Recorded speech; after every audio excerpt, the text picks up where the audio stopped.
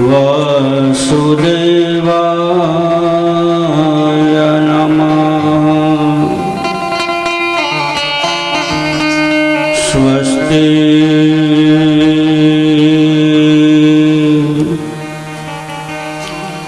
श्री गणेशाय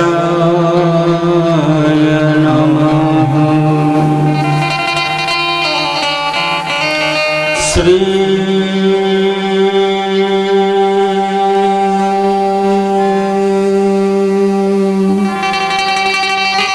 सरस्वती नमः।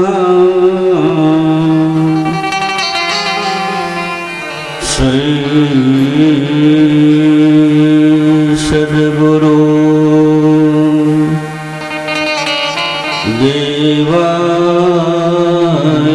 नमः।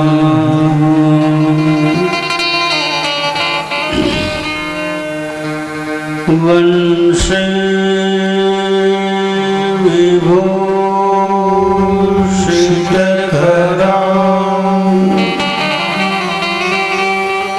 नवनीरदाभा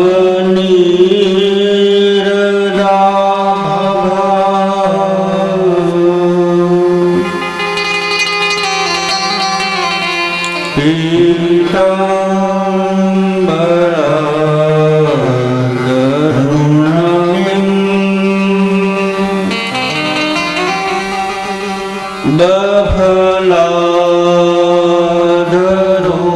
बफलाधरोष्ठा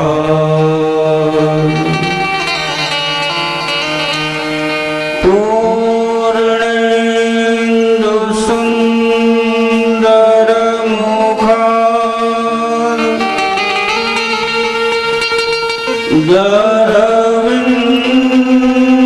गरवीन्द्रनेत्रा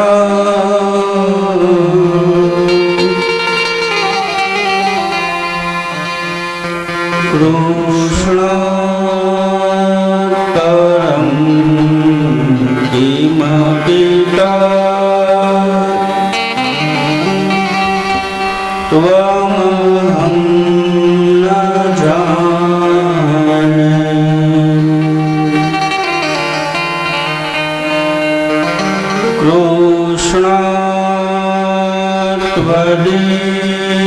कृष्णात्वदीयपदपं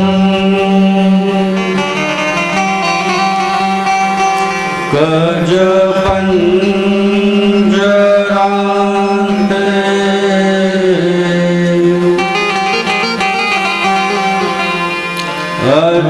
अद्यैव मे विशतु मां न सराजहंसो।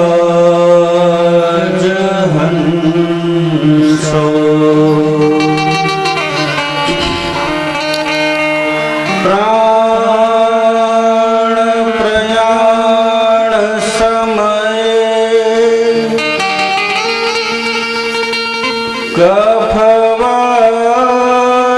कफवातपित्ते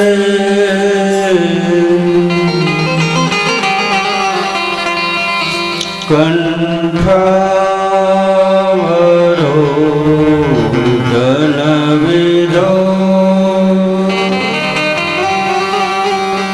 स्मरणं कृतस्ते।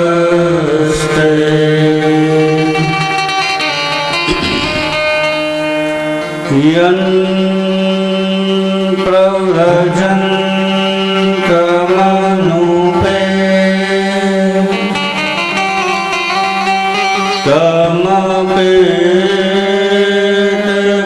तमपेतकृत्यम्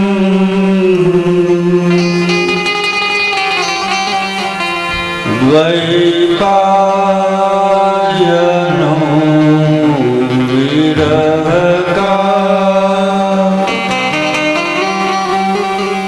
तरह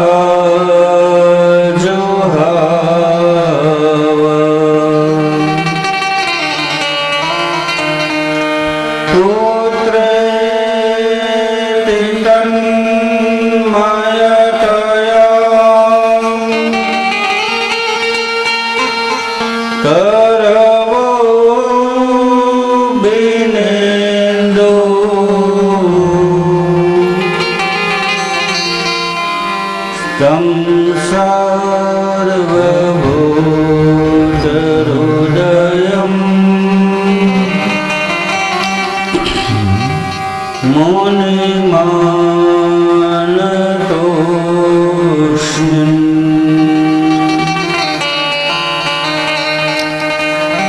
नमोऽस्तु ते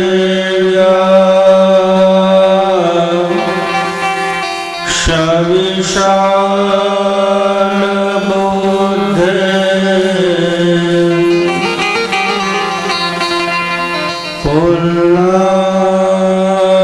पुल्लारविन्द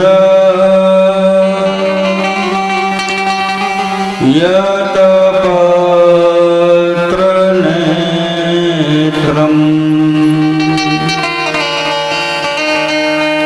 येन त्वया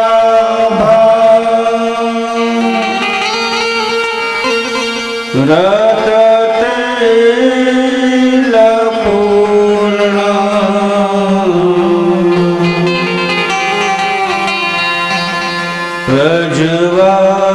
प्रज्वालितो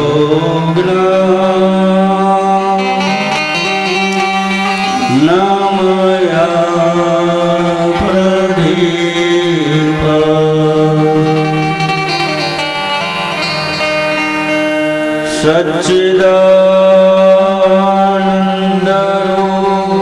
सच्चिदानन्दरूपाय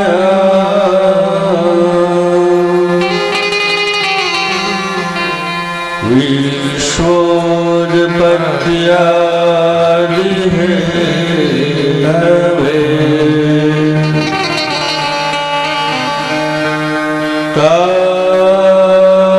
तापत्रय विनाशाय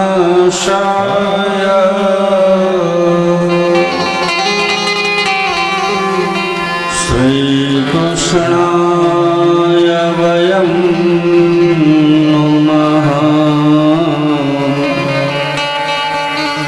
श्रीकृष्णाय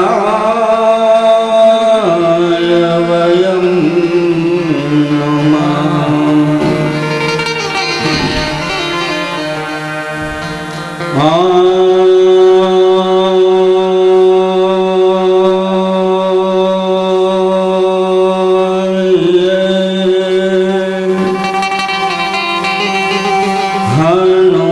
हनुमन्त विराजिए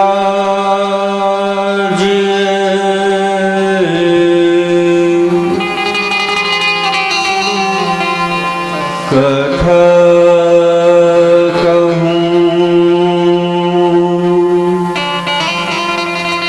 मते अनुसार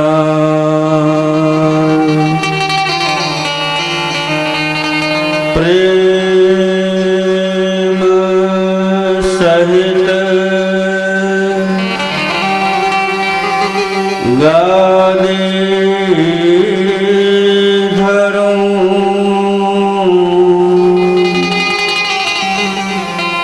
पधारो पवन कुमार पधारो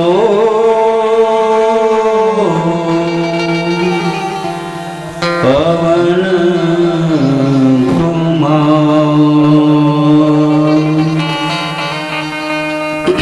बोलिए श्री बालकृष्ण भगवान की जय। श्री रामचंद्र भगवान की जय। वेद व्यास भगवान की जय। सुखदेव जी महाराज की जय। सुदामापुरी धाम की जय। सोमनाथ महादेव की जय।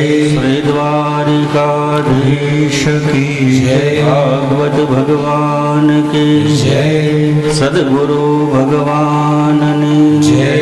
ओम नमः पार्वती पतये हर हर महादेव हर।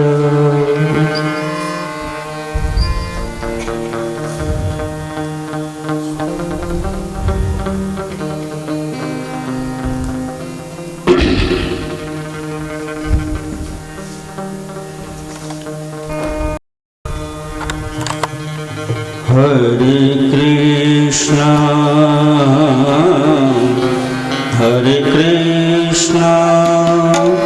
Krishna Hare Hare Hare Krishna Hare Krishna Krishna Krishna Hare Hare Hare Rama Hare Rama Rama Rama Hare Hare Hare Rama Hare Rama Rama Rama Hare Hare Hare Krishna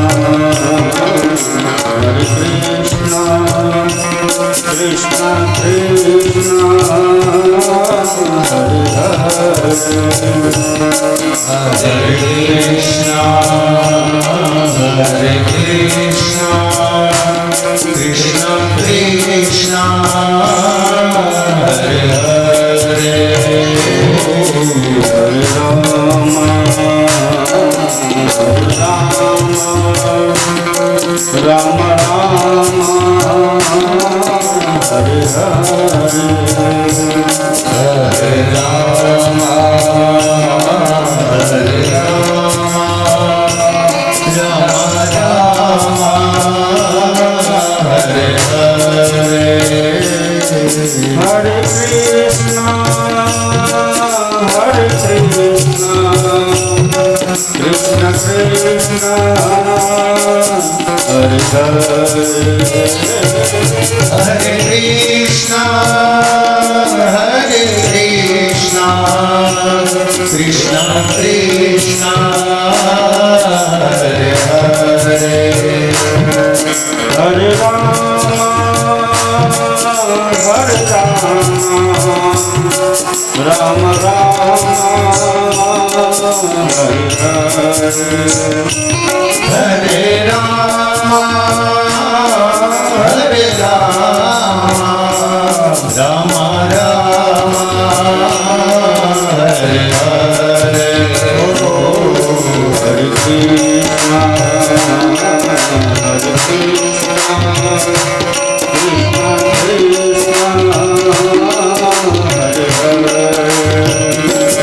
Hare Krishna Hare Krishna Krishna Krishna Hare Hare Hare Krishna Hare Krishna Krishna Krishna Hare Hare Hare Rama Hare Rama Rama Rama Hare Hare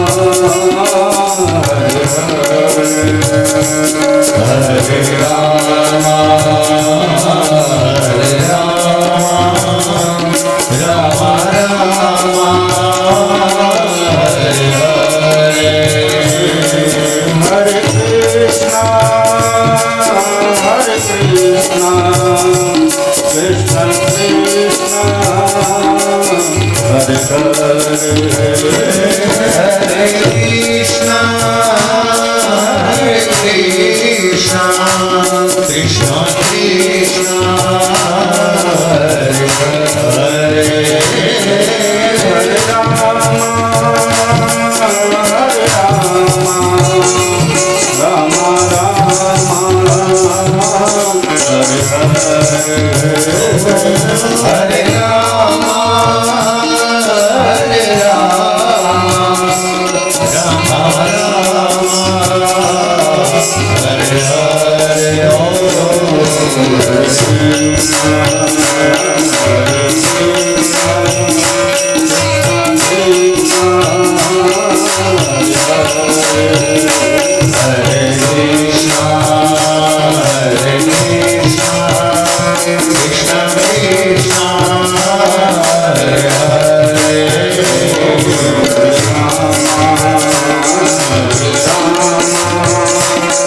Rama Rama Rama Hare Hare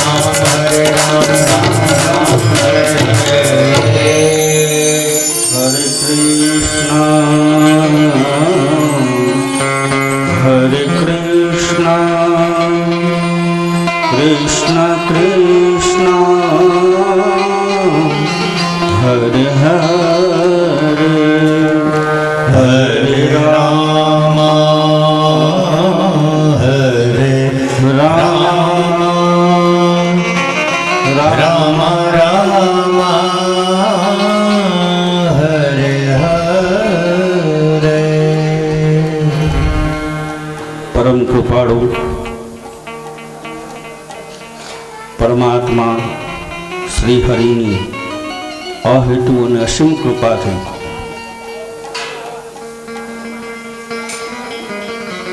કથાના છઠ્ઠા દિવસના પ્રારંભમાં ઉપસ્થિત આપ સૌ વાલા ભાઈઓ બહેનો વડીલો પોથીના દરેક મનોરથી યજમાન પરિવાર વિજ્ઞાનના સદુપયોગથી સમય પ્રમાણે દેશ અને વિદેશમાં કથાનું શ્રવણ કરી રહેલા સૌ મનોરથી પરિવાર અને અન્ય સૌને વ્યાસપીઠથી મારા પ્રણામ. સૌને જય શ્રી કૃષ્ણ, જય સિયારામ, મહાદેવ હર. શ્રીમદ ગિરિરાજ મહોત્સવ ભગવાન ગિરિરાજના ચરિત્રને કેન્દ્રમાં રાખીને શ્રીમદ ભાગવત કથાના દિવ્ય પ્રસંગોની ચર્ચા આટલા દિવસથી આપણે નિરંતર કરીએ છીએ. એ જ ભગવાન ગિરિરાજનું ગઈકાલે મહોત્સવ અહીંયા આપણે ઉજવવામાં આવ્યો છે. ભગવાનનું ચરિત્ર છે, ભગવાનના ગુણાનુવાદ છે. ગઈકાલે જ કીધું ભગવાનનું ચરિત્ર એકદમ પવિત્ર છે. ભગવાનનું ચરિત્ર છે, ભગવાનનો સ્વભાવ છે, એમાં ક્યાંય કપટ નથી. જે કર્યું છે એ ધર્મના માટે કર્યું છે. જે લીલાઓ કરી છે એ સમાજને એક દ્રષ્ટાંત પૂરું પાડ્યું છે.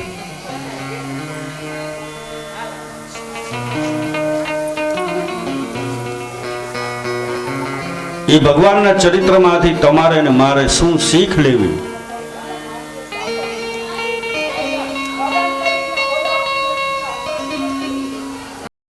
થોડો અવાજ ઓછો કરો ને બેનને કે બારોબારું ગઈ,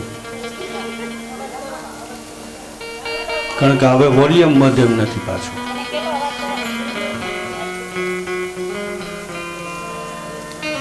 એવું હોય તો ઘરેથી વાતો કરીને આરામથી આવો.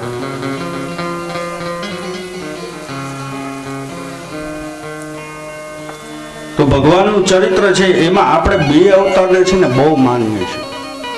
એક તો રામ ભગવાન અને કૃષ્ણ ભગવાન. રાધા પુરુષોત્તમની આપણે પુરુષોત્તમ મહિનામાં પૂજા કરીએ છીએ. બેન, ઓ મારા બેન, એનું એમાં જ ધ્યાન છે. ગોળ બાપાને કઈ ફેર જ નથી પડતો.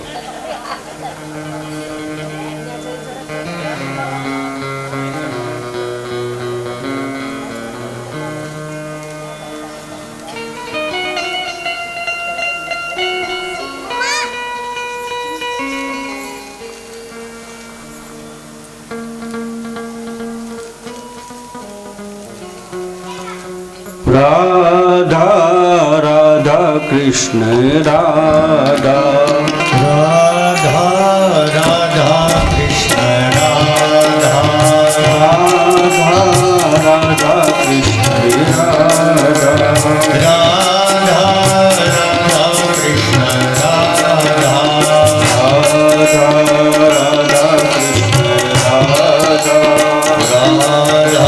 રાધા કૃષ્ણ રાધા,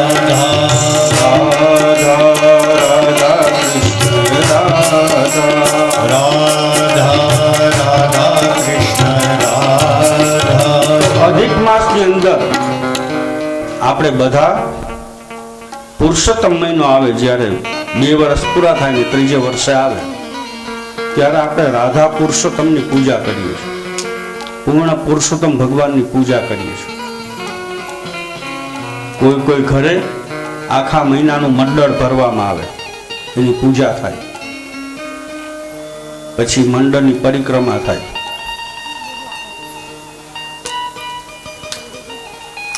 આપણે એને વધારે માન્યા છે, રાધા પુરુષોત્તમ, રાધા કૃષ્ણ, ભગવાન કૃષ્ણ, ભગવાન રામને આપણે વધારે માનીએ છીએ.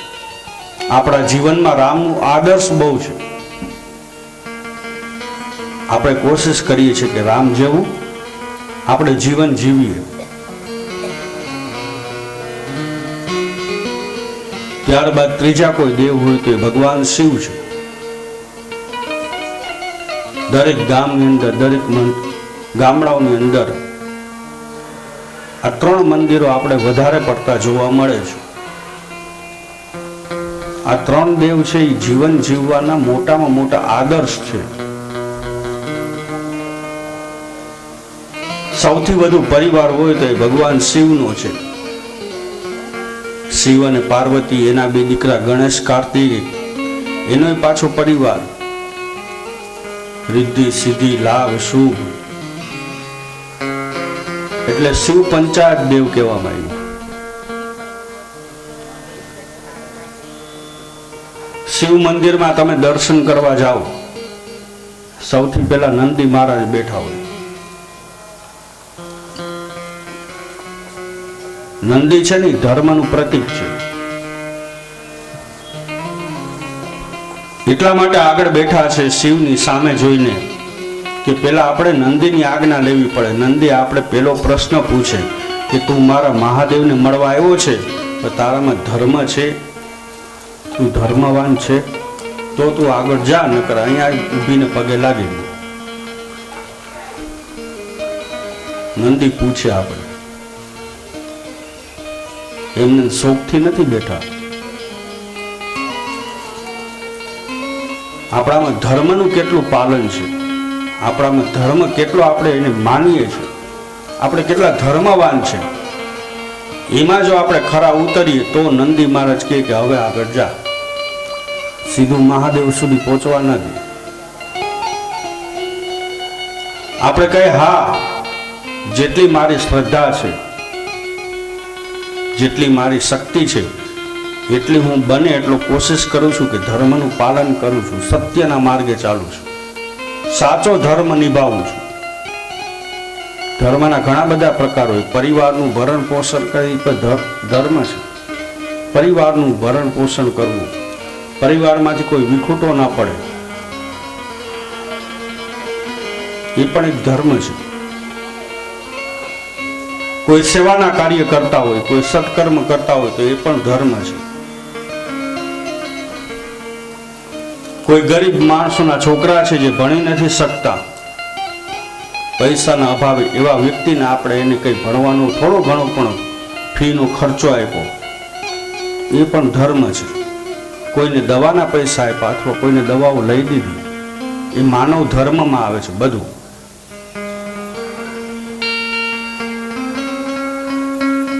ત્યાંથી આગળ જાય તો પછી ભગવાન કુરમાં બેઠા હોય.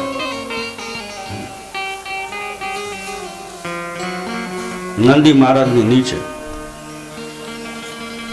કુર્મનું કામ શું? તો કે કુર્મની ઢાળ બહુ મજબૂત હોય. સમુદ્ર મંથન થયું ત્યારે આપણે કથા જોઈ, મંદરાચલ પર્વતને પોતાના ઢાળ ઉપર બેસાડ્યો, પોતે ઘસાણા અને અમૃત આપ્યું જગતને. એ કુર્મ પૂછે છે કે તને મારા જેવી આદત છે? તું તારી પરિવારમાં ઘસાય છે? સમાજ માટે કેટલો ઘસાય છે? સમાજને કેટલા ઉપયોગી આવો છો? પરિવારમાં કેટલા ઉપયોગી આવો છો? આ બધું જ જો આપણે કરતા હોય ત્યારે કુર્મ ભગવાન કહે કે તો હવે તું મંદિરમાં પ્રવેશ કર.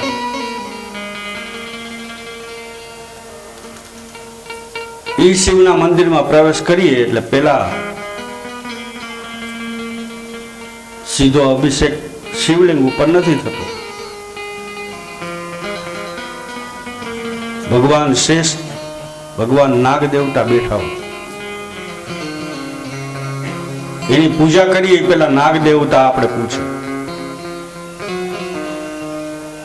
જેવી રીતે મહાદેવે ઝેર પીધું અને જગતને અમૃત આપ્યું, એવી રીતે આપણામાં કેટલી સહન શક્તિ છે. સમાજમાં કોઈ આપણું અપમાન કરે, કોઈ બોલતું હોય તો આપણામાં કેટલું અપમાન સહન કરવાની સહનશીલતા છે. એ જો આપણામાં હોય ને તો પછી ત્યાંથી આજ્ઞા મળે કે તો હવે મહાદેવ ઉપર અભિષેક કરો અને શિવ પૂજા કરીએ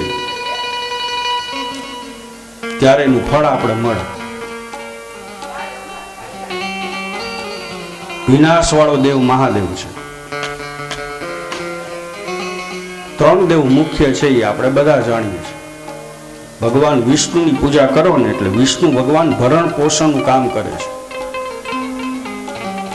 બ્રહ્માજી સર્જનનું કામ કરે. આજે પણ તમે યજ્ઞ કરો તો એમાં એક સ્થાપન અલગ હોય યજ્ઞકુંડની સામે, બાકી બધા એક જ લાઈનમાં હોય. એ વેદોના આચાર્ય બ્રહ્મા છે. છેલ્લે યજ્ઞનું ફળ તમને ત્યાંથી આપવામાં આવે. યજ્ઞ પરિપૂર્ણ થયો છે, વિધિ વિધાનથી થયો છે, એ બધું ન્યાય કરનારા ભગવાન બ્રહ્મા છે, વેદોના આચાર્ય છે. સનાતન હિન્દુ પરંપરાના વયોવૃદ્ધ પિતા છે. ખાલી બ્રાહ્મણોના જ બ્રહ્માદેવ વયોવૃદ્ધ નથી, આખા જગતના વયોવૃદ્ધ પરમપિતા બ્રહ્મા છે.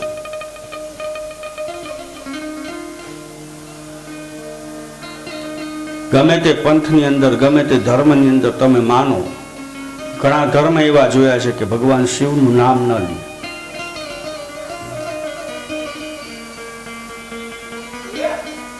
ક્યારેક વિચાર કરવો, મુક્તિનો દાતા ભગવાન મહાદેવ છે.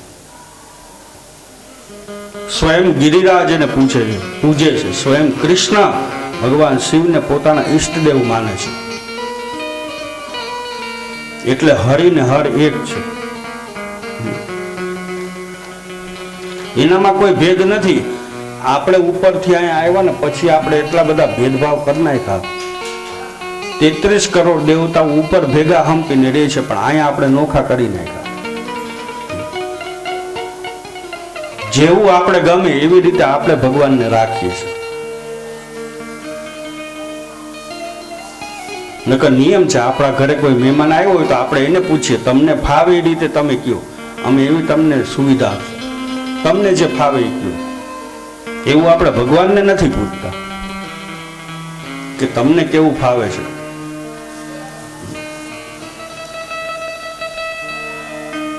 બધા ભગવાનને અલગ અલગ કરી નાખ્યા. સામાન્ય માણસનો કોઈનો વાક નથી.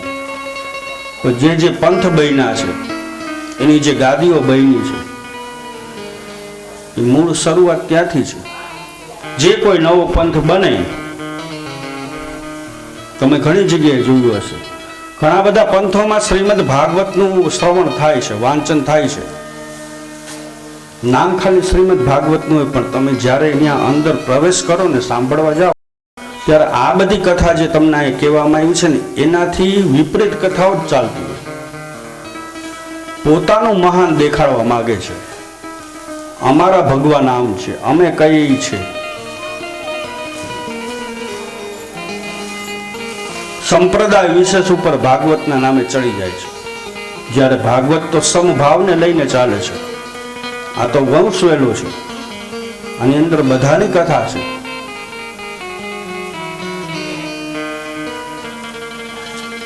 ચોવીસ અવતારથી બાર કે બીજા અવતાર જ નથી ને બીજા કોઈ ભગવાન નથી, આટલું યાદ રાખજો.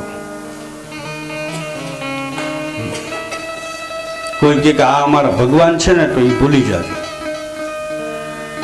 એને કહેજો કે ભાગવત ખોલ, મારી સામે બેસ, આમાં ક્યાંય લખેલું હોય તો મને બતાવો.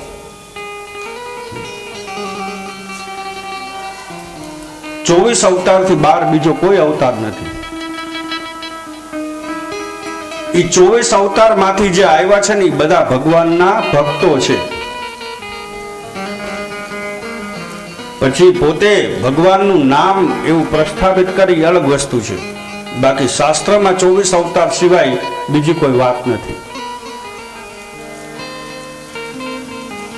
24 જ અવતાર છે. અને હું તો ત્યાં સુધી કહું, જે પંથની અંદર એમ કે અમારા જ ભગવાનને પૂજો, બાકી બધાને કાઢી નાખો. જે ધર્મ, જે પંથ તમને એમ કે તમારા કુળદેવીને પણ કાઢી નાખો અને અમે કઈ એને પૂજો, એવા કોઈ પંથની અંદર ફસાતા નહીં અને જાશો પણ નહીં. ભગવતીથી મોટું કોઈ નથી. તમારા કુળની ઉત્પત્તિ તમારા કુળદેવી કરે છે, પેલો હક એનો થાય છે.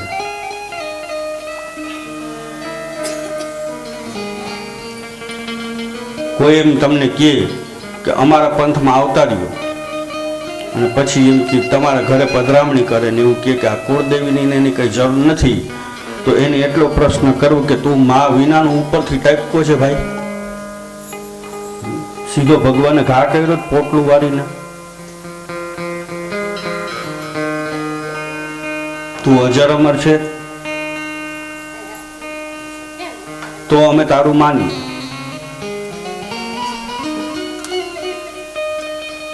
પ્રત્યેક વ્યક્તિને ભગવતીની જરૂર પડે, એના વગર કોઈની ઉત્પત્તિ નથી. ભાગવત સાંભળ્યા પછી આપણા મનમાં એટલું આવવું જોઈએ કે અંધશ્રદ્ધામાં ફસાવું નહીં. જે કંઈ કરો ને શ્રદ્ધાથી કરો, ભલે થોડું કરો પણ અંધશ્રદ્ધામાં નહીં ફસાતા. સૌથી મોટો રોગ આ ધરતી ઉપર હોય તો એ અંધશ્રદ્ધા છે.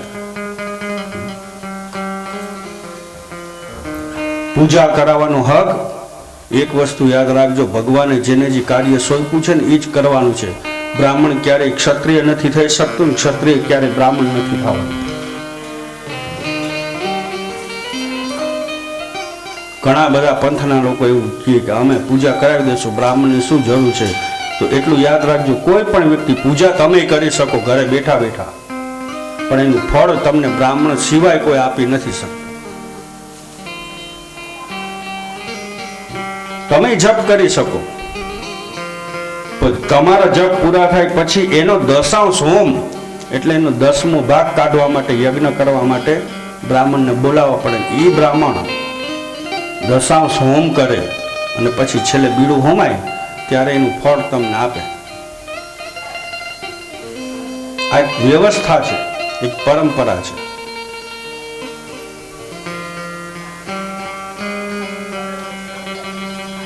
લગ્નની અંદર બધી વસ્તુ ગમે, એક બ્રાહ્મણ સિવાય. આ મેં નજરે જોયેલું છે. એ પણ એક વ્યવસ્થા. એટલે લગ્નને સંસ્કાર માનવામાં આવ્યા છે. આપણે સંસ્કાર વગરના કરી મૂક્યા. ફેરા હાલતા હોય ત્યાં ભડાકા હાલતા હોય, એક એક ફેરે કાગડિયા ઉડે ને ફટાકડા ફોડે ને. ક્યારેક તમે નજર કરજો કે જે ફેરાની અગ્નિ પેટે છે, જે અગ્નિની સાક્ષીએ ફેરા ફરે છે, એ અગ્નિ તો એક જ ફેરે ઓલવાઈ જાય છે. તો તમે કયા અગ્નિની સાક્ષીએ ફેરા લીધા?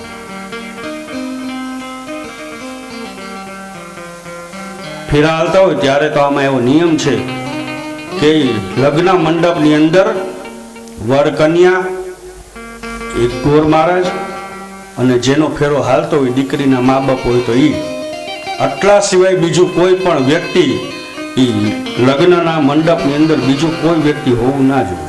બધા લોકોને નીચે ઉભવાનું હોય.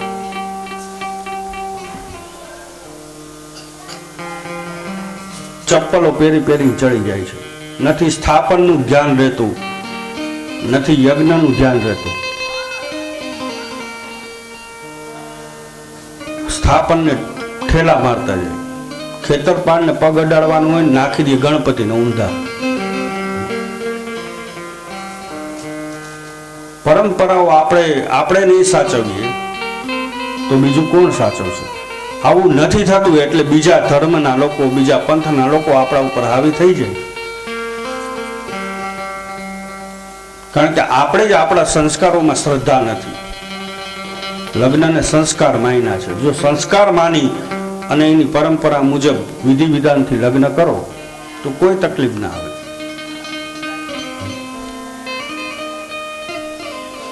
લગ્ન કરાવવાનો, પૂજા કરાવવાનો બધો અધિકાર બ્રાહ્મણોનો છે. એનું અમને અભિમાન નથી, પણ ભગવાને અમને સંસ્કૃતિ જાળવવા માટે મોકલા છે.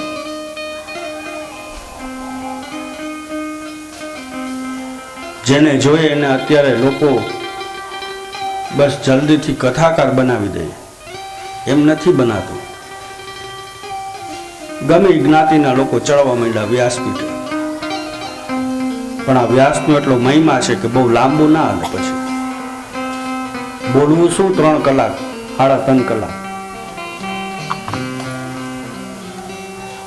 જેનું જે કાર્ય છે એ જ કરવાનું છે. એ ભગવાન સમજાવે છે.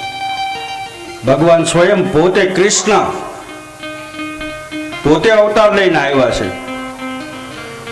તો એની દરેક પરંપરામાં કેમ બ્રાહ્મણોની જરૂર પડી? પોતે ન કરી શકે? ત્યાંથી આપણે વિચારવાનું.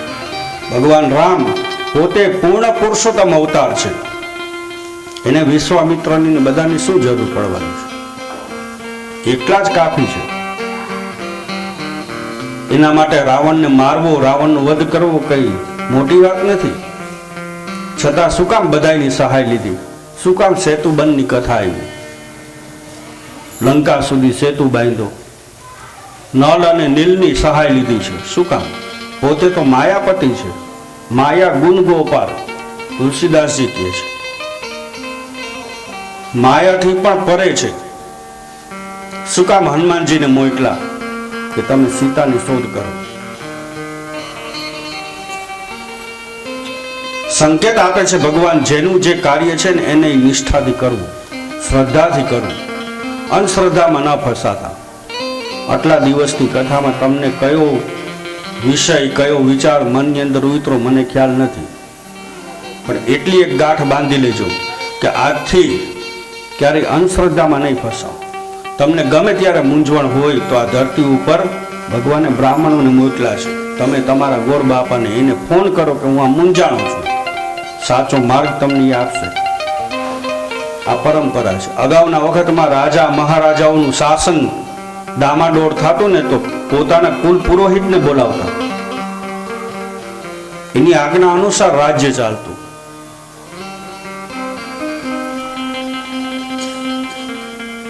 દરેકનું કાર્ય છે. કોઈ એવા પંથની અંદર ન ફસાશો જ્યાં એમ કહી દે કે ભગવાન મહાદેવને નહીં પૂજવાના, તમારા કુળદેવીને નહીં માનવાનું. આવા બધા ધર્મની અંદર, આવા બધા પંથોની અંદર ફસાશો તો છેલ્લે પસ્તાવાનો વારો આવે, બીજું કંઈ નહીં. અને આપણે નજર સામે જોઈએ છે જેટલા મોટા મોટા ધર્મ છે, ગાદીઓ છે, બધા અત્યારે બાંધે છે જ્યાં જોઈએ.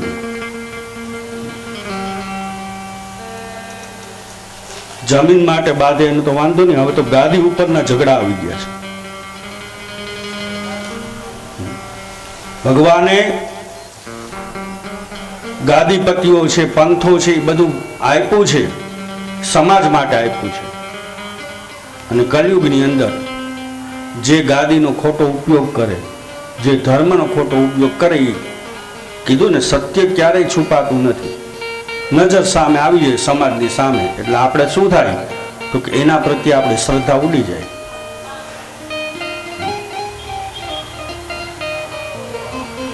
એનું કારણ સત્ય નથી, એટલે પરંપરા નથી જળવાણી, ત્યાંનું તપ નથી, એટલે આવું થાય. એટલે ગઈકાલે કીધું કે અમને ગર્વ છે કે આજ સુધી વ્યાસપીઠો કોઈ દિવસ વિવાદમાં નથી આવી.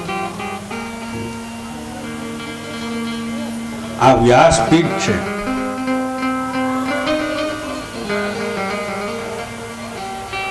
તો ભગવાન મહાદેવના મંદિરમાં જાઓ ત્યારે આટલી વસ્તુ તમને પૂછવામાં આવે છે. આપણામાં ધર્મનું પાલન હોવું જોઈએ. આપણે પરિવાર પ્રત્યે આપણી ફરજો નિભાવતા હોય, આપણે સમાજની અંદર મંથન રૂપી થઈને બહાર આવ્યો હોય અને બધાને આપણે એક ટાંકરે બાંધી રાખતા હોય, સાચવતા હોય, આપણે અપમાન ઘૂંટડા પીવાનું આપણામાં સહન શક્તિ હોય, સહનશીલતા હોય, ત્યારે ભગવાન શિવનો અભિષેક કરવાનો આપણે અધિકાર મળે છે.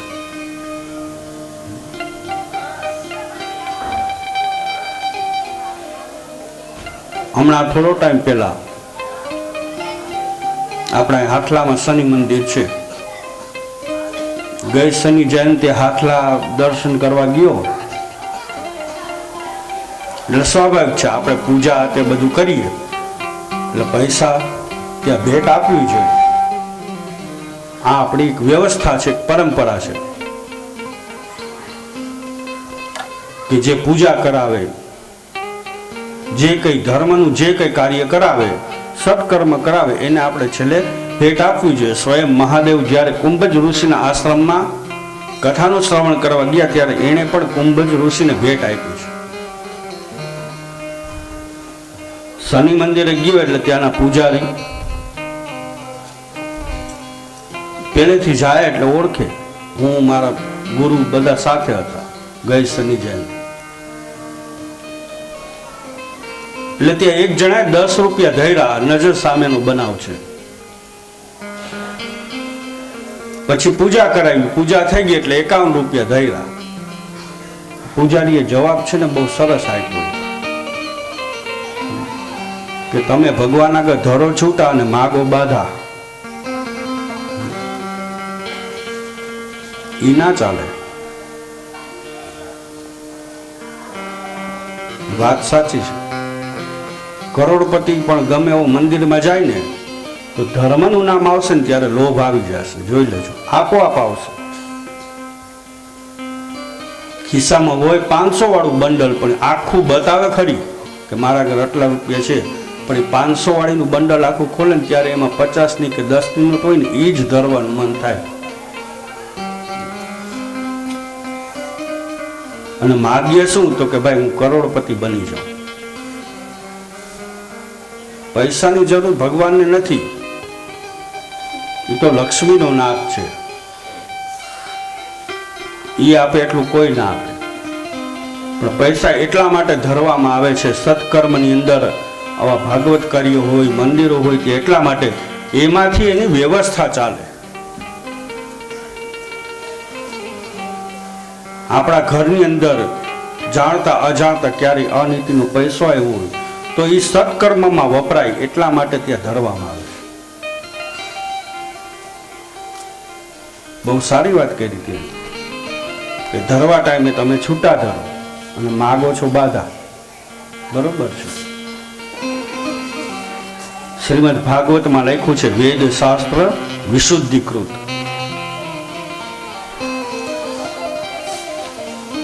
સમય પ્રમાણે પરિવર્તન જરૂરી છે. એ જ ભગવાને કર્યું છે. ગોકુળની અંદર વર્ષોથી ઇન્દ્રનો યજ્ઞ થતો હતો, પણ ભગવાને પરિવર્તન કર્યું ને કે ઇન્દ્રનો યજ્ઞ છોડો, આપણે ગિરિરાજનો મહોત્સવ કરવો જોઈએ. ગિરિરાજનો યજ્ઞ કરો.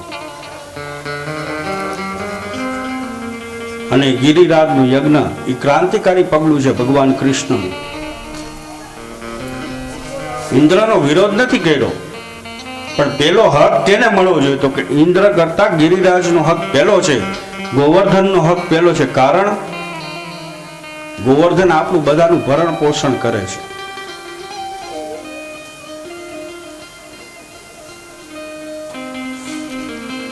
અને એ જ ગોવર્ધને બધાની રક્ષા પણ કરી છે.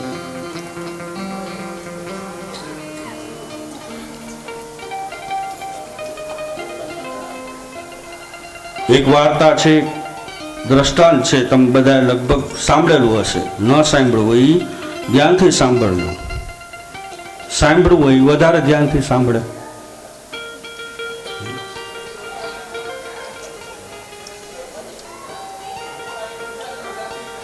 એક મહાત્મા ભિક્ષા માંગવા માટે નીકળેલા.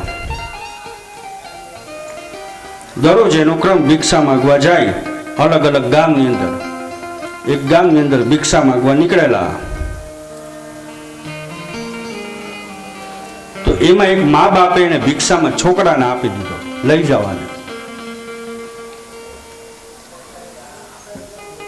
મહાત્માનો નિયમ, ભગવાન બુદ્ધ જ્યારે ભિક્ષા માંગવા જતા ને ત્યારે ઘણા લોકોએ એને લોટની જગ્યાએ રાખ આપેલી છે, તો એ ભગવાને લઈ લીધી છે. બુદ્ધ ભગવાન લોટ ભેગી રાખ મિક્સ કરીને આપી દેતા લોકો. ભિક્ષાનો નિયમ છે, ભિક્ષા માંગવા આવે એટલે જીવ હોય એ લઈ લેવાનું. પછી આપણે કઈ વૃત્તિથી આપીએ છીએ જોવાનું છે. ભગવાન બુદ્ધને આવા ઘણા બધા પ્રસંગો બન્યા છે. લોકો એનો ધર્મ ભંગ કરવા માટે થઈ લોટમાં રાખ અને ઘણું બધું મિક્સ કરી દેતા, છતાં ભગવાન બુદ્ધ લઈ લેતા. મહાત્માએ કીધું, તમે દીકરાને કેમ આપી દો છો? તમારો દીકરો એકને એક દીકરો છે, કેમ આપો છો? તો કે શું કરીએ મહારાજ, હું ગરીબ માણસ છું, માન મારું ભરણ પોષણ કરું છું, અને જેટલું કમાઉં છું એટલું આ એક છોકરો જ ખાઈ જાય છે. અતિશય ખાઉદડો છે, બહુ ખાય છે, હવે મારાથી પૂરું નથી થતું.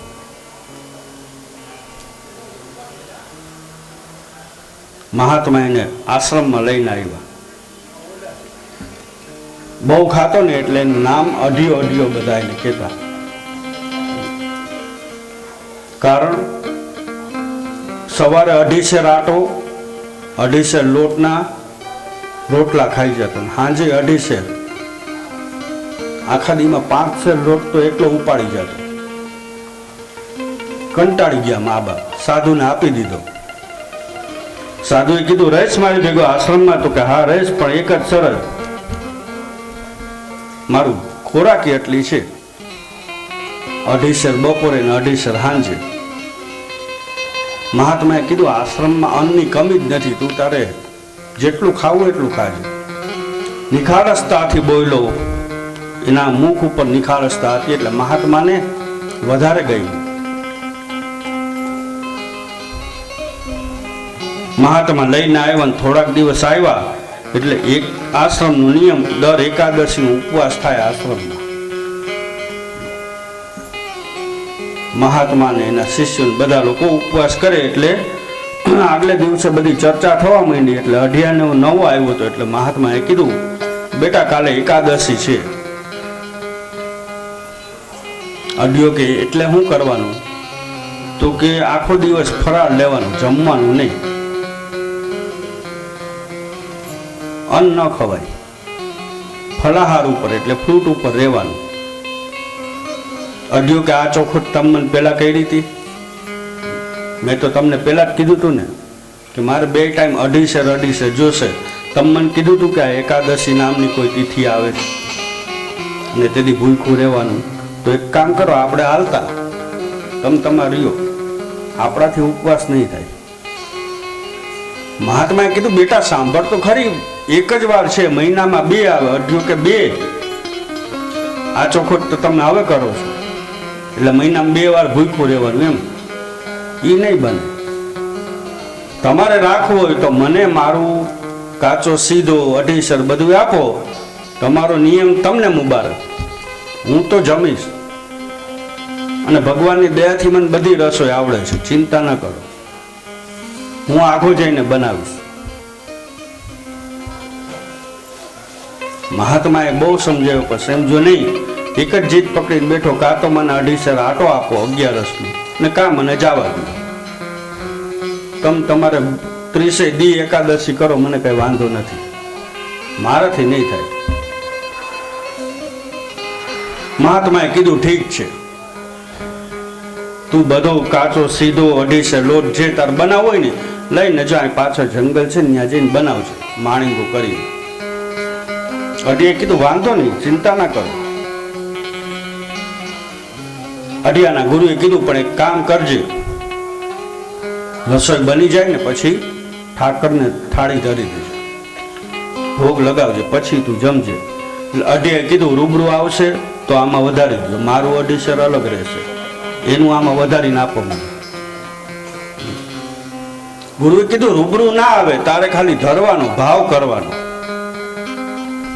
એ રૂબરૂ કઈ નહીં આવે તો વાંધો નહીં. કે ગયો જંગલમાં, માણીંગો કર્યો, લાકડા ભેગા કર્યા, ચૂલો પેટાવ્યો ને રસોઈ કરી. પોતાના પ્રમાણમાં તો બધું લઈને ગયો તો. ઉપવસ્ત્ર હતું, રસોઈ બનાવીને ઢાંક્યું, ઢાંકીને પ્રાર્થના કરી કે હે મારા ગુરુના ઠાકર, ગુરુનું ઠાકરો, તારે જ મારે કઈ લેવા દેવા નહીં. કે આ તો ગુરુએ કીધું એટલે શુદ્ધ અંતકરણથી બોલ્યો, હે મારા ગુરુના ઠાકર, રસોઈ બધી તૈયાર થઈ ગઈ છે, વેલા વેલા તમે તમારો ભાગ લઈ લો એટલે પછી હું ઝપટ બોલાવું.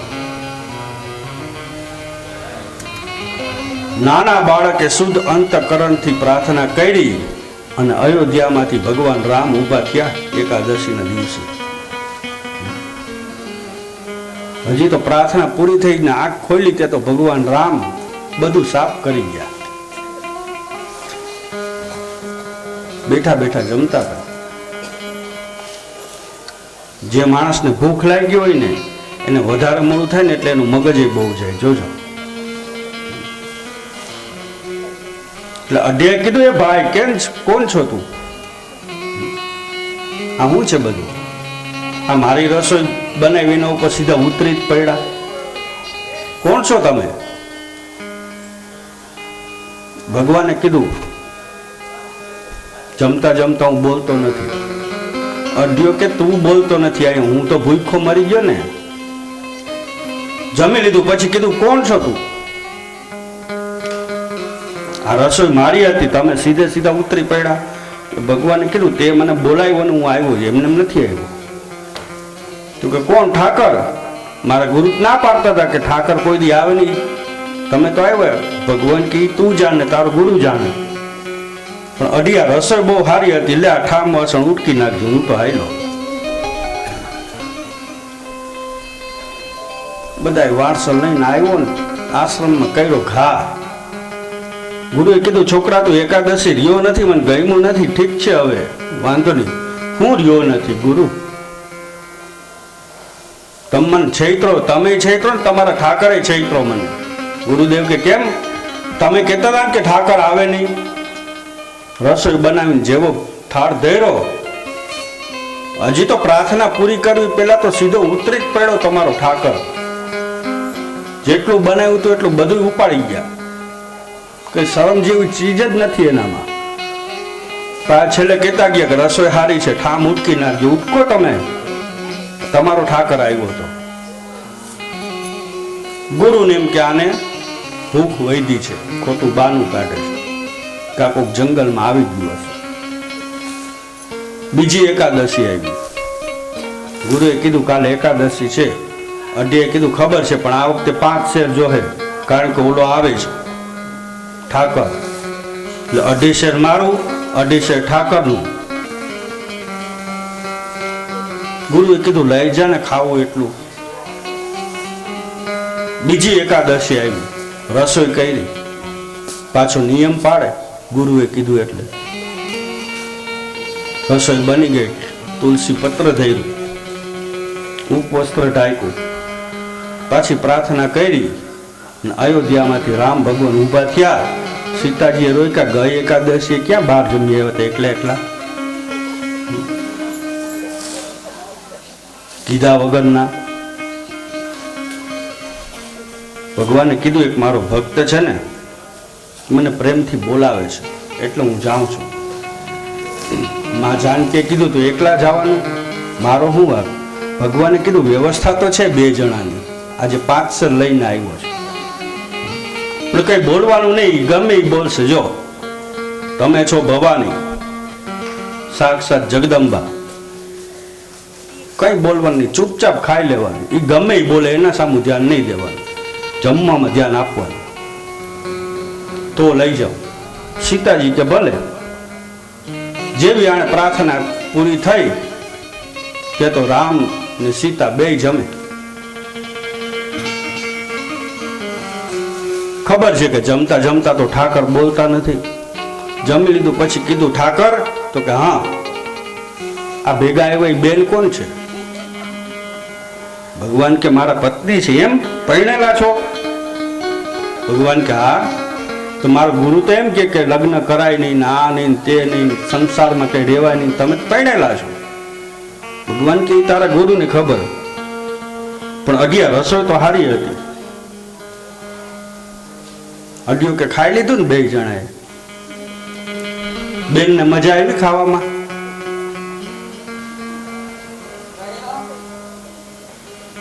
ભગવાન અંતર ધ્યાન. બીજી એકાદશી એ જ થયું, આશ્રમમાં આવ્યો. ગુરુદેવને કીધું હું ખોટા ઉઠા ભણાવો છો, તમે આ શિષ્યને એમ સમજાવો છો કે સંસારમાં રહેવાય નહીં, લગ્ન કરાય નહીં. ઓલો ડોહો તમારો ઠાકર આવી તો આવે, એના ઘરવાળા આવ્યા, એ તો પરણેલો છે. તમે એમ કહ્યું કે લગ્ન કરાય નહીં. ગુરુને કોઈ હિસાબે માયનામાં આવે. ત્રીજી એકાદશી આવી. ગુરુએ કીધું અઢિયા કાલે એકાદશી છે, ખબર છે, મેં કાલે જ તારીખ કેમ જોઈ લીધું, કહેવાની જરૂર નથી. મારી નાખ્યો 2 એકાદશીથી, ગુઈકો. ગુરુદેવ 7.5 શેર જોશે આ વખતે, કારણ કે તમારો ઠાકર, એના ઘરવાળા અને ત્રીજો હું. લઈ ગયો, પાછી બનાવી. આ વખતે ઉપવસ્ત્ર ટૂંકું પડ્યું, ગુરુજી ધોતિયું જ ખેંચતો આવ્યો ઢાંકવા માટે. ઢાંક્યું. જેવી પાછો પ્રાર્થના કરે, જેવી પ્રાર્થના કરી, રામ અને સીતા જેવા ઊભા થયા અયોધ્યામાંથી, લક્ષ્મણજી આવ્યા કે 14 વર્ષ સુધી વનમાં જાગ્યો હું, સેવા કરીને હું તૂટી પડ્યો, અને દર એકાદશી એકલા ક્યાં ઉપડી જાવ છો 2 જણા? ભગવાને કીધું એક મારો પરમ ભક્ત છે ને અઢિયો, એને ત્યાં જમવા જાય દર એકાદશી. લક્ષ્મણ કે મને લઈ જાઓ. ભગવાન રામે કીધું લઈ જાઉં, પણ તારો સ્વભાવ છે ને બહુ ક્રોધી છે, અને ઓલો જેમ આવે એમ બોલે છે. તારે કઈ બોલવાનું નહીં, આવું હોય તો વ્યવસ્થા છે, 7.5 શેર છે, ચૂપચાપ ખાઈ લેજે. એ ગમે એ બોલે તું ધ્યાન ના દેતો. તો કે ઠીક છે. જેવી પ્રાર્થના પૂરી થઈ તો રામ, લક્ષ્મણ, જાનકી 3 જમે.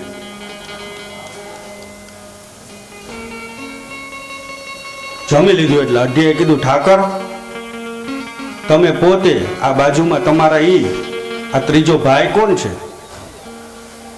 ભગવાને કીધું એ મારો ભાઈ છે. અઢિયો ખીજાઈ ગયો. અઢિયાએ કીધું ઠાકરને કે તમે કામ કરતા હોય તો આધાર કાર્ડ કે રેશન કાર્ડ તો કંઈક લઈ આવો, ખબર પડે કેટલી સંખ્યા છે. દર વખતે એક વધારો છો, કે સંખ્યા તો હોય ને. કે તમે નક્કી જ કર્યું કે મને હેરાન કરવો છે દર એકાદશીએ. બહુ બોલ્યો છે. વળી આવ્યો, વળી આશ્રમમાં ગુરુને કહે, ગુરુ માને નહીં. ચોથી એકાદશી આવી, 10 શેર લીધો, ઢાંક્યું, પ્રાર્થના કરી. રામ, લક્ષ્મણ, જાનકી ઊભા થાય ત્યાં હનુમાનજી આવ્યા. હનુમાનજી કે સેતુ બાંધવામાં અમે વાંદરા પથરા ઉપાડીને મરી ગયા, અને એકાદશીને એકલું ઉલાડી આવો છો, અમારી કોઈ વેલ્યુ જ નહીં. ભગવાન રામે કીધું છે વ્યવસ્થા છે, પણ એક જ શરત છે, તું મને કોઈ જો કંઈ કહે ને તો તારાથી સહન ના થાય. હવે એ છોકરો છે, એ અઢિયો છે, ગમે એ બોલશે, પણ તારે કંઈ બોલવાનું નહીં. ચૂપચાપ જમવામાં ધ્યાન રાખવાનું. હનુમાનજી કે ભલે. જેવી પ્રાર્થના પૂરી થઈ, રામ લક્ષ્મણ જાનકી અને જય બોલો હનુમાન કી ચારે બેઠા ને ભગવાન રામે ઓલું ઉપવસ્ત્ર ટૂંકું પડતું લાંબુ ધોત્યું હતું ને ઢાંક્યું હતું. ભગવાન રામે ખોલ્યું તો બધો કાચો સીધો, રસોઈ તૈયાર જ નહોતી. અઢિયો બેઠો તો જાળવો ઉપર. ભગવાને કીધું, અઢિયા આજે રસોઈ નથી? તો કે હવે આમ જ હાલશે. દર એકાદશી ના ક્ષેત્રો છો, 4 એકાદશી થી ઉપાડા લીધા, ખાઈ જાવ છો, હવે આમ જ હાલશે. તો કે હું? તો કે તમારા ઘરવાળા છે ને, હા, રસોઈ બનાવતા આવડે જ કે નહીં? કે બહારનું જ ખાઈ? તો કે ના ના આવડે ને. એને કયો માણીંગો કરે. અને આ તમારો ભાઈ બહુ આખું કાઢીને મારે સામું જોવે જ ને, એને કયો લાકડા કાપી આવે. અને આ પૂછડા વાળો કોણ આવ્યો જ ભેગો? ભગવાન કે મારો સેવક છે. તો કે એને કયો કે શાક સુધાર. લક્ષ્મણજીએ કીધું જવા દો ને, હવે આટલા દી. ભગવાન કે નહીં, આપણે એનું ખાધું છે તો હવે આપણે સેવા તો કરવી જ પડે, એમ ના હાલે. અને ભગવાન રામ છે એ ભાત ઓરે છે, માં જાનકી રસોઈ બનાવે છે. અઢિયાએ કીધું, ઈમાનદારીથી જો તમે મારા ગુરુને ઠાકર હોય ને તો પેલા મારા અઢીસરનું અલગ કાઢીને પછી તમે ખાજો. આટલી ઈમાનદારી રાખજો ઠાકોર, નકર હવે મજા નહીં આવે જરાય. બધી રસોઈ તૈયાર થઈ ગઈ. એટલે ભગવાને કીધું કે અઢિયા 2 મિનિટ અમારી બાજુમાં બેસ, અમારે પ્રાર્થના કરવાની. અઢિયો કે તમારે કે નહીં? તો કે તારા ગુરુનો હું ઠાકોર છું, મારો ઠાકોર છે. અઢિયો કે મરી ગયા, સમજી ગયો. મારા ગુરુ જો રૂબરૂ આવતો હોય તો આનો ઠાકોર તો આવે જ ને. ભગવાન રામે મહાદેવને પ્રાર્થના કરી છે. અને સાક્ષાત શિવ પાર્વતી કૈલાસમાંથી એ જંગલની અંદર માં સીતાએ બનાવેલા રસોઈ જમવા માટે પધાર્યા છે. બધાની પાંગત થઈ છે. માં જાનકી પીરસે ને અઢિયો આગો બેઠો.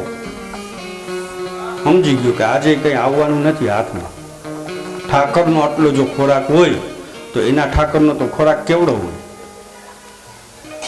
એટલે ભગવાને કીધું, અઢિયા અમારી હારે જમવા બેસ, આવી જા. એક જ દાણો વહીતો હતો, આટલો ભાત વહીતો હતો. અઢિયાને ખબર કે આમાં કઈ છે જ નહીં, છતાંય જમવા બોલાવે. આટલો ભાત મને શું પૂરું થાય? એટલે અઢિયાએ શું કીધું ખબર? મારે આજે એકાદશી છે, હરમ કરો. ઠાકર થઈને એકાદશી નથી કરતા? મારો ગુરુ એકાદશી કરી કરીને તૂટી ગયો, તમે એકાદશીના ઉલાડો છો. મારે એકાદશી છે, હું નથી ખાવાનું. ખાવ ખાવ, તમે ખાવ. ભૂખણ સિંહ. ભગવાને કીધું એમ ના હાલે, થોડો પ્રસાદ તો લે અઢિયા. અને એવું કહેવાય છે કે માં જાનકીના હાથે થોડો કંઈક ભાત મેળો ને, જન્મ જન્મની ભૂખ ભાંગી ગઈ ને અઢિયાને ખબર પડી કે આ ઠાકર કોણ છે. અઢિયાએ કીધું, અઢિયાની આંખમાં આંસુ આવી ગયા. કીધું, હું તો એક મામૂલી નથી, એકાદશી ક્યારેય મેં વ્રત જોયા નથી, કઈ પૂજા કરી, છતાં જો તમે મને દર્શન આપતા હોય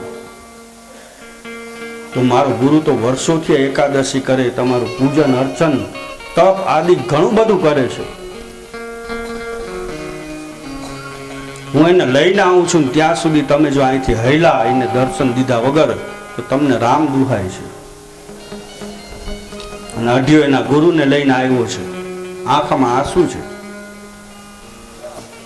ગુરુ જંગલમાં આવ્યો તો રામ લક્ષ્મણ ભગવાન શિવ પાર્વતી બધા જ ઉભા હતા. ગુરુદેવને કીધું, આ તમારો ઠાકર આટલી એકાદશી થી કહું ને કે આવે છે, આ જોઈ લો. એ ગુરુદેવ ભગવાનને પછી પગે લાગ્યા, પેલા ઓલા અઢિયાને પગે લાગ્યા. આ છે નિષ્કામ ભક્તિ, શ્રદ્ધાવાળી ભક્તિ. શ્રદ્ધાથી ભગવાનને પૂછશો ને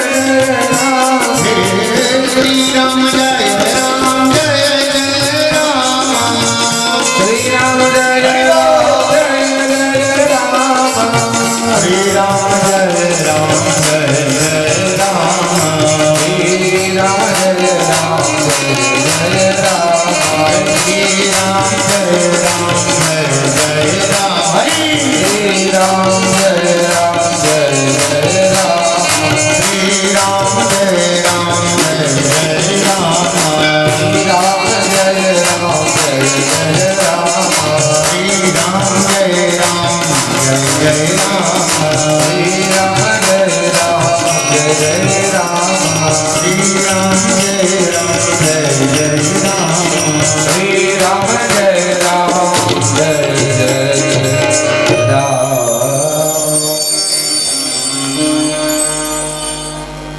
શ્રી કૃષ્ણ ગોવિંદ હરે મુરારે હે નાથ નારાયણ વાસુદેવા જીહવે પિબસ્વા ઋતમે તદેવ ગોવિંદ દામોદર માધવેતિ ગોવિંદ દામોદર માધવેતિ. ભગવાને ગિરિરાજને પોતાના મસ્તક ઉપર ધારણ ટચલી આંગળીએ ધારણ કર્યો છે. ગિરિરાજે બધા ગોકુળવાસીઓનું રક્ષણ કર્યું છે.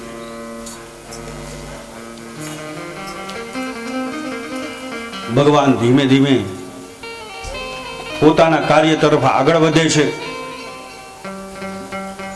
પ્રત્યેક ગોપીઓની ઈચ્છા છે કૃષ્ણ અમારી સાથે રાસ રમે. નિધિવનની અંદર ભગવાને પ્રત્યેક ગોપીઓની ઈચ્છા પૂરી કરી છે. એક એક ગોપિયાર એક એક કૃષ્ણ રહીમાં છે. મહારાસ થયું છે. એ મહારાસની શ્રીમદ ભાગવતમાં કથા કહેવામાં આવી છે. મહારાજ કંસને ખબર પડી કે કૃષ્ણ જ મારો ભાણેજ છે અને એ જ દેવકીનું 8મું સંતાન છે. અક્રૂરજીને મોકલે છે રથ લઈને. કીધું તમે મારા ભાણેજને લઈને મથુરા આવો. યોજના બનાવે છે. કંસ કહે છે મારા બે ભાણેજ દેવકી અને વસુદેવના દીકરા છે. ગામડામાં રહીએ સારું ન લાગે, એને મથુરા લઈને આવો. અક્રૂર ભગવાનના પરમ ભક્ત છે. રથ લઈને અક્રૂરજી આવ્યા છે એટલે સૌથી પહેલા એ વ્રજને પ્રણામ કર્યા છે. ગોકુલની માટીને પ્રણામ કર્યા છે. ગોકુલની ગાયોને પ્રણામ કર્યા છે. કારણ દરરોજ કૃષ્ણના હાથે આ ગાયો ચરે છે. ગોવર્ધનને પ્રણામ કર્યા જેણે ભગવાન કૃષ્ણએ પોતે ધારણ કર્યું છે. ગોપ ગોપી ગોવાલોને અક્રૂરજી પ્રણામ કરે છે. કૃષ્ણની સાથે એનું મિલન થાય. ભગવાન કૃષ્ણને પ્રણામ કર્યા અને કીધું કે તમે તો બધું જ જાણો છો, હું તો નિમિત્ત છું, પણ હવે તમારે મથુરા આવવું પડશે. ભગવાનને મથુરા જવામાં વાંધો નથી, પણ વિચારે છે કે નંદ અને યશોદાને મારે જવાબ કઈ રીતે આપવો કે હું દેવકી વસુદેવનો દીકરો છું.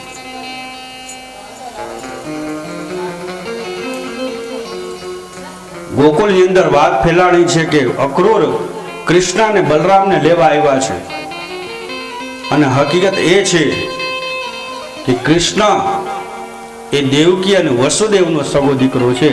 નંદ અને યશોદાનો સગો દીકરો નથી. એ તો એના પાલક માતા છે. વસુદેવ કૃષ્ણનો જન્મ થયો ત્યારે ગોકુળમાં પધરાવા આવ્યા હતા. યશોદા અને નંદે આ સાંભળ્યું એટલે એની આંખમાંથી આંસુ વહેવા લાગ્યા છે.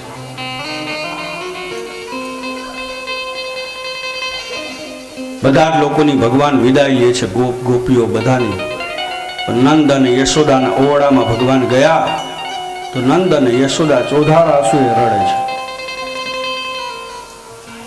યશોદા કહે છે તું મને એક પ્રશ્નનો જવાબ આપ કે હકીકતમાં તું મારો દીકરો નથી? શું મેં તને જન્મ નથી આપ્યો?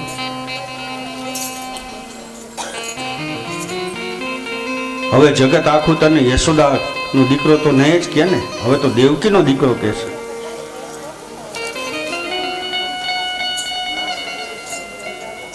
ભગવાન કૃષ્ણે કીધું છે કે હકીકત છે કે મને જન્મ દેનારી દેવકી છે, પણ પાલક માતા તમે છો.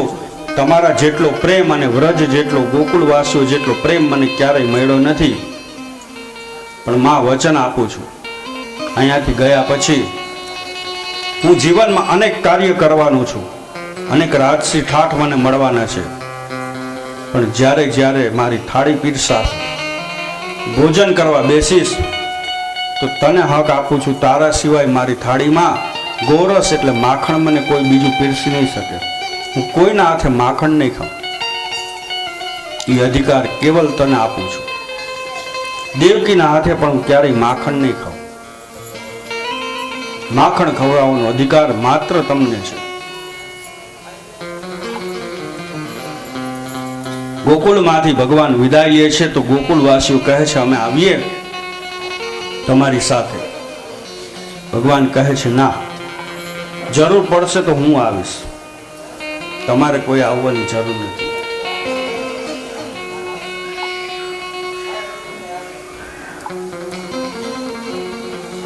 પરમાત્માની આજ્ઞા છે.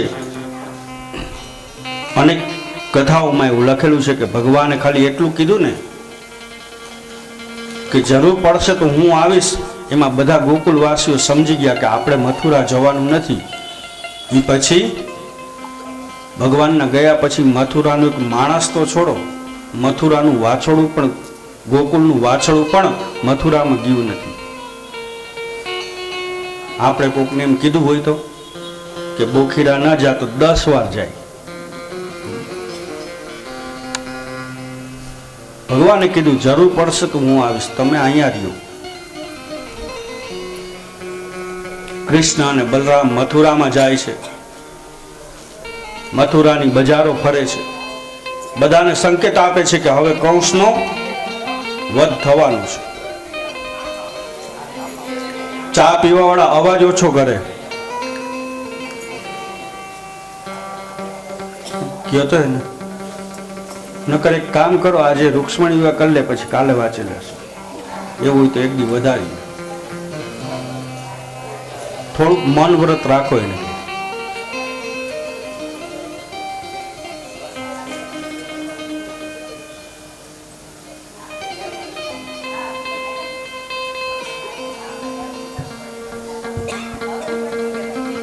ગોકુળની અંદર ભગવાને વિદાય લીધી. મથુરામાં ગયા.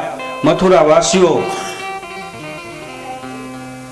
કૃષ્ણ અને બલરામની સામું જોવે છે કે આ દેવકી વસુદેવનો દીકરો છે, જેણે ગોકુળમાં અનેક કંસના રમકડાને તોડી નાખ્યા છે. આ જે કૃષ્ણ છે. પણ ભગવાનને એમ થયું કે કંસ સુધી કંઈક મારા ચમત્કાર, મારી શક્તિ પહોંચાડવી તો ખરી ને. એને ખબર પડે કે ભાણિયો કેવો છે.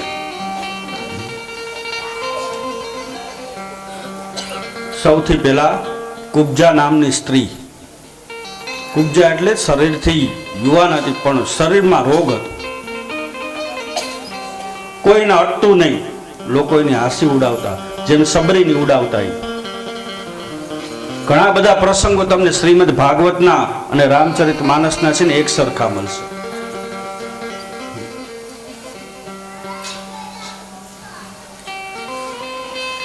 દરરોજ મથુરા વાસીઓની મજાક ઉડાવે.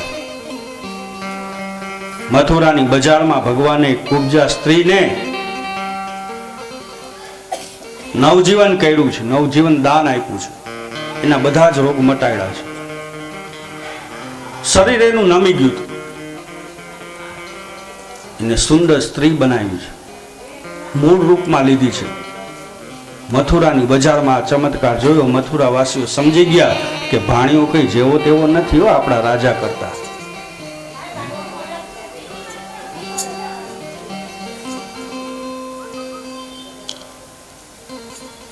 બે બહેનો છે ને એ જોવડાવા ગયા એક મહાત્મા આગળ. અમારા ઘરમાં કંકાસ બહુ છે. રોજ ઉઠીને હવન ચાલુ થાય છે તો ક્યારેય બીડા હોમાતા જ નથી. એટલું ઘરનું વાતાવરણ બેડલું છે કે એની વાત જવા દો. એટલે મહાત્માએ હાથ જોઈને કીધું કે તમારે એક વ્રત કરવું પડશે. તો કે શું? 8 દિવસ કે મૌન વ્રત રાખવું પડશે. બેનો કે એ નહીં પોસાય, મૌન વ્રત નહીં રહે. એટલે આજે એવું જ થાય છે.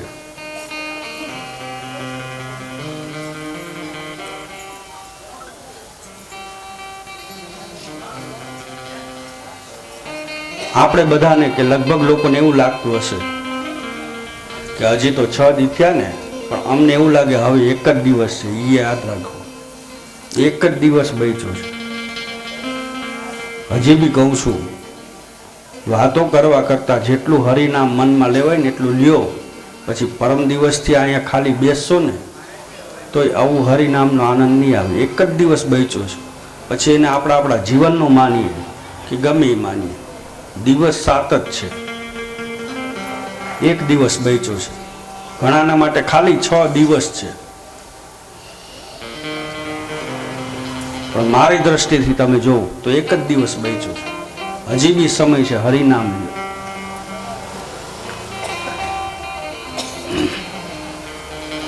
કંસે મલયુદ્ધ રાખ્યું છે, ધનુષ રાખ્યું છે, ભગવાને એનો ભંગ કર્યો છે. ચારુણ અને મુષ્ટિક સાથે કૃષ્ણ અને બલરામે મલયુદ્ધ કર્યા છે. ખૂબ મદિરા પાન કરાવ્યું, બંનેના મલયુદ્ધ થયા છે. સભામાં ભગવાન કૃષ્ણ અને બલરામે ચારુણ અને મુષ્ટિકનો પરાજય કર્યો છે. એક પછી એક ચમત્કાર થવા લાગ્યા એટલે સભાની અંદર વિશાળ મેદાન હતું, એમાં ફરતા મથુરાવાસીઓ બેઠા હતા. ઊંચામાં ઊંચું મહારાજ કંસનું આસન હતું. રેવાણું ને એટલે પોતે યુદ્ધમાં ઉતરો, કૃષ્ણની સાથે યુદ્ધ કરે છે. ભગવાન એને જમીન ઉપર પછાડે છે અને એક જ મુઠ્ઠીનો પ્રહાર કરે છે અને પ્રાણ હરી લે છે. મથુરાવાસીએ ભગવાન કૃષ્ણનો અને બલરામનો જય જયકાર કર્યો છે. બોલીએ કૃષ્ણ કનૈયા લાલ કી જય.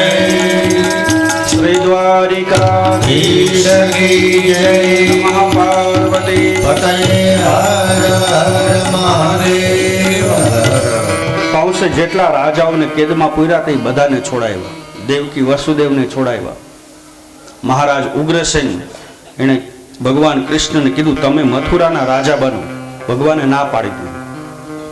કીધું મારે હજી ભણતર બાકી છે, હું મારા ગુરુના આશ્રમમાં ભણવા જાઉં, મથુરાનું રાજ તમે ચલાવો. ભગવાન સાંદીપની ઋષિના આશ્રમમાં અભ્યાસ કરવા માટે ગયા છે. અભ્યાસ કરીને પાછા આવ્યા પછી ઉગ્રસેને બહુ વિનંતી કરી એટલે ભગવાન મથુરાના રાજા બન્યા. કંસનો શસ્ત્રો જરાસંઘ વારંવાર ચડાઈ કરે છે. ભગવાને વિશ્વકર્માને બોલાવ્યાને કીધું એક એવી જગ્યાએ નગરી બનાવો જ્યાં વારંવાર જરાસંઘ છે ને આક્રમણ કરે ને આવી ન શકે અને મથુરાવાસીઓ બધા સુખ અને શાંતિથી રહી શકે. વિશ્વકર્મા પૃથ્વીની અંદર જગ્યા ગોતતા ગોતતા પશ્ચિમ ભાગમાં આવ્યા છે. સમુદ્રનો કિનારો છે, ગોમતીજી વહે છે. વિશ્વકર્માએ ત્યાં સુવર્ણની નગરી ઊભી કરી છે. સમુદ્રના કિનારે ફરતો સમુદ્ર છે અને એક બાજુ ગોમતી વહે છે. વિશ્વકર્માએ ભગવાનને કીધું ભગવાન આપની આજ્ઞાથી મેં પશ્ચિમ ભાગમાં સમુદ્રના કિનારે સમુદ્ર અને ગોમતીનું જ્યાં મિલન થાય ત્યાં મેં સુંદર મજાની નગરી બનાવી. આપ આપની માયાથી બધા જ મથુરા વાસીઓને ત્યાં લઈ જાઓ. ભગવાન કૃષ્ણ એક જ રાતની અંદર પોતાની માયા વડે સમગ્ર મથુરા વાસીઓને મથુરામાંથી એ નગરીમાં વસાવ્યા છે. સૂર્યોદય થયો અને બધા જાગૃત થયા. જુએ છે તો મથુરાની જગ્યાએ બીજી સોનાની નગરી દેખાય છે. લોકો પૂછે છે કે આપણે ક્યાં આવ્યા છે, આ કયું નગર છે? આનો કોઈ દ્વાર નથી મળતું, કોઈ રસ્તો નથી મળતો. ભગવાનને પૂછે છે ત્યારે ભગવાનને વિચાર થયો કે આ નગરીનું નામ દ્વારિકા રાખવું છે. ભગવાન કૃષ્ણે કીધું હવે આપણે બધા મથુરાવાસી નથી, હવે આપણે બધા દ્વારિકાવાસી છે. અને એ જ દ્વારિકાની અંદર પોતાના મોટા ભાઈની આજ્ઞાથી ભગવાનને જ રાજા બનાવ્યા. એટલે રાજાધિરાજ દ્વારિકાધીશનો અભિષેક થયો છે અને નગરીના રાજા ભગવાન કૃષ્ણ બન્યા છે. બોલીએ શ્રી દ્વારિકાધીશ કી જય. શ્રી દ્વારિકાધીશ કી જય. શ્રી દ્વારિકાધીશ કી જય. નમઃ પાર્વતી પતયે હર હર મહાદેવ. એક ભૌમાસુર નામનો દૈત્ય થયો. યાદવોની કન્યાઓનું અપહરણ કરી ગયો છે. 16,000 યાદવ દીકરીઓનું અપહરણ કર્યું છે. બધા જ યાદવોએ પ્રાર્થના કરી એને છોડાવીને ભગવાન લાવ્યા, પણ યાદવના લોકો એને સ્વીકારવા તૈયાર નથી. કારણ કે આ ભૌમાસુરના કેદમાંથી, ભૌમાસુર છે ને ભોગી છે. હવે અમે અમારી દીકરીઓનો સ્વીકાર ન કરીએ એટલે ભગવાનની 16,000 દીકરીઓનું પાણી ગ્રહણ કર્યું છે. એના રાજા બન્યા છે. મણીનો આરોપ આવ્યો છે, જેમાં જાંબુવંતજીની કથા છે, આપણે અહીંયા પ્રચલિત છે, આપ સૌ જાણો છો. રાણાઓની બાજુમાં રામ અવતારથી લઈને કૃષ્ણ અવતારમાં પણ જાંબુવંતજીનું મિલન થયું છે. ભગવાન ત્યાં સુધી આવ્યા છે. આ બાજુ પાંચાલ નરેશની દીકરી સાક્ષાત લક્ષ્મીનો અવતાર છે, અંશ અવતાર એવી રૂક્ષ્મણી, એનો ભાઈ રૂકમિન, એની બેનના લગ્ન ભગવાન કૃષ્ણ સાથે કરવા માટે રાજી નહોતો. પત્ર લખ્યો છે, બ્રાહ્મણને મોકલા, તમે દ્વારિકા જાઓ અને મારો પત્ર દ્વારકાધીશને વંચાવજો. આજે તમે દ્વારકા દર્શન કરવા જાઓ, પછી રૂક્ષ્મણી મંદિરમાં દર્શન કરવા જાઓ ને તો એ પત્રનું વાંચન કરવામાં આવે છે. હજુ ત્યાં સાચવીને રાખ્યો છે. પત્ર વાંચો, વળતો જવાબ આપ્યો ભગવાને કે હું રૂક્ષ્મણીને લેવા આવીશ. ભગવાન એકલા ગયા છે રૂક્ષ્મણીને લેવા. દાઉજી મહારાજને થયું કૃષ્ણ આટલી મોડી રાતે એકલો ગયો છે, પોતાના રથમાં નથી, નારાયણી સેના લઈ ગયો. સમાચાર મળ્યા કે રૂક્ષ્મણીનું હરણ કરવા માટે ગયા છે. દાઉ મહારાજને ખબર છે કે એ આપણા વિરોધી છે, એનો ભાઈ વિરોધી છે, એટલે પાછળથી નારાયણી સેના લઈ અને બલરામજી પણ જાય છે.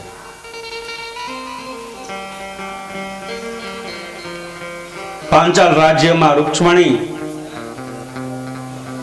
મંદિરમાં પૂજા કરતા હતા. પૂજા પૂરી થઈ, ભગવાન હાથ પકડીને પોતાના રથમાં બેસાડ્યા. પણ એના ભાઈ રૂકમિનને ખબર પડી કે રૂક્ષ્મણીને લેવા માટે દ્વારકાધીશ આવ્યા છે, એટલે યુદ્ધ કરવા માટે સામે આવે છે. ભગવાન એકલા છે, સામે ઘણા બધા છે, એમની સાથે યુદ્ધ ચાલે છે. ભગવાનની સેના અને બલરામજી પણ આવ્યા છે. છેલ્લે બધા જ લોકોને પરાજિત કરે છે.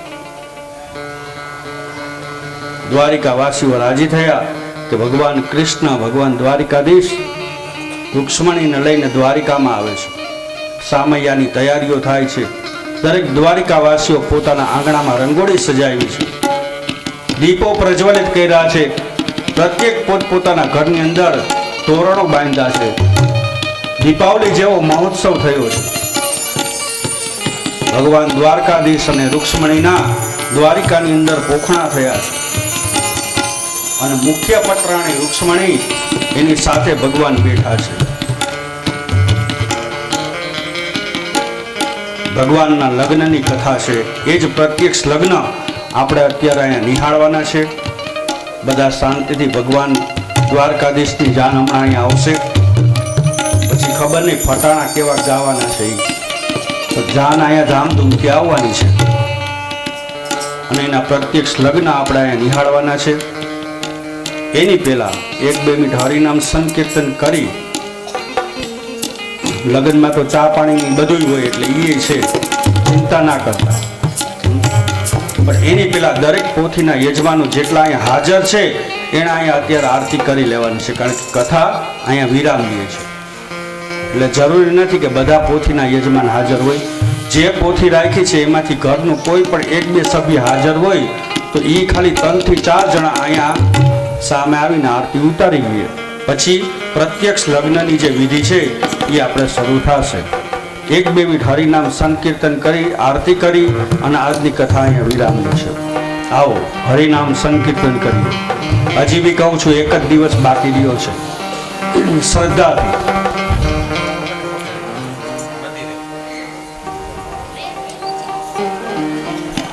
ઓમ નમો ભગવતે વાસુદેવાય.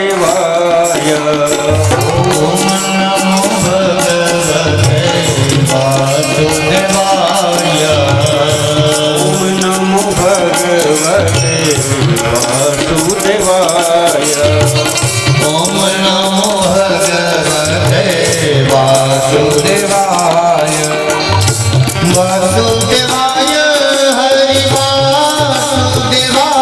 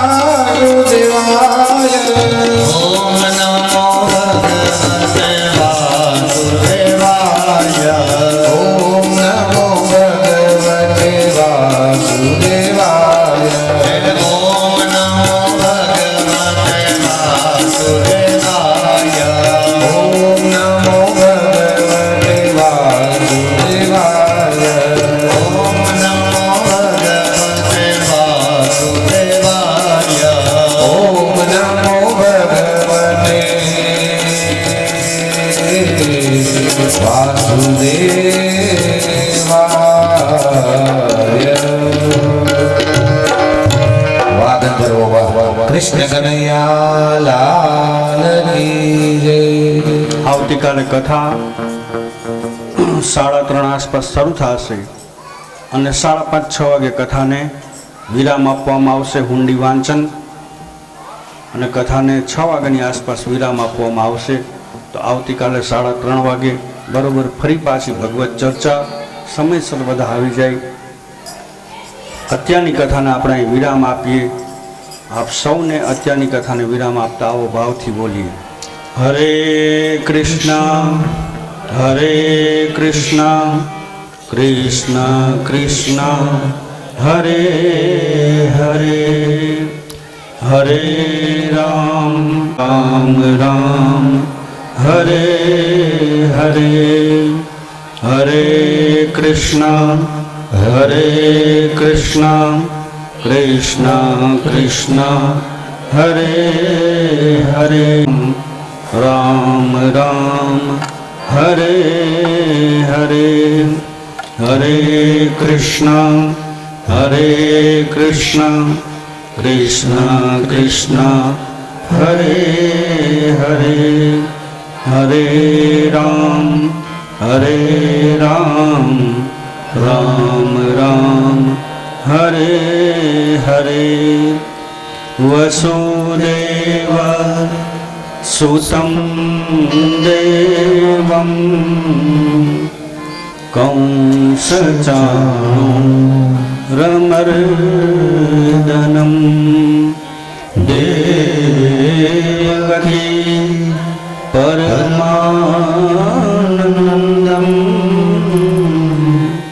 કૃષ્ણં વંદે જગદ્ગુરું કૃષ્ણં વંદે જગદ્ગુરું. બીજી એક સૂચના કે આટલા દિવસ થયા આપણી કથામાં જે વિડીયો શૂટિંગનું કામ કરે છે દરેક કથામાં મારે એ જ હોય છે. આજે તમને બધાને લગ્ન ગીતની ખૂબ મજા કરવા માટે, ખૂબ પરમાનંદ આપવા માટે એમના ધર્મપત્ની જે ગાયક છે, ભજનના પણ છે, લગ્ન ગીતોના પણ છે, એ આજે કથામાં આપણે બધાને લાભ આપવા આવ્યા છે. જોરદાર તાળીઓથી એમનું સ્વાગત. અને આવો આજની કથાને વિરામ આપીએ. ભાવથી બોલો શ્રી બાલકૃષ્ણ ભગવાન કી જય. શ્રી રામચંદ્ર ભગવાન કી જય. ભાગવત ભગવાન કી જય. સદગુરુ દેવની કી જય. ઓમ નમઃ પાર્વતી પતયે હર હર મહાદેવ. આવો આરતી કરીએ અને પછી જાન આવે ત્યાં